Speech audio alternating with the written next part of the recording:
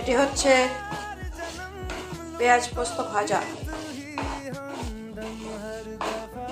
পেঁয়াজটাকে বেরেস্তার মতো কেটে সেটাকে তেলে হালকা ফ্রাই করে, খুব না, সেটাকে ফ্রাই করে কাঁচা লঙ্কা দিয়ে তাতে সামান্য লবণ যেমন লাগবে, একটু সামান্য জিরে গুঁড়ো, ভাজা হলে পোস্ত বাটা দিয়ে দিতে হবে।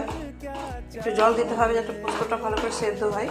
জলটা যখন আসবে, শুকনো হয়ে আসবে, তখন এইভাবে পোস্তটা মাখা মাখা হয়ে যাবে। এইটাকেই ভালো করে নেড়ে চেড়ে ভেজে তুলতে হবে। খুব ইজি প্রসেস আর খেতেও অসাধারণ হয়। আপনারাও ট্রাই করতে পারেন এইভাবে পেঁয়াজ পোস্ত ভাজা।